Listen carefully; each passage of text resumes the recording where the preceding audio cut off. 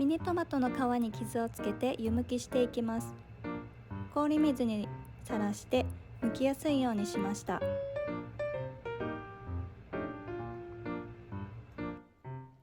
ぶどうのような食感に仕上がっています。次は味付け。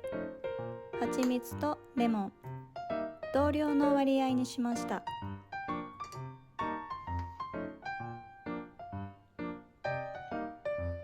冷蔵庫で冷やしておいておきます。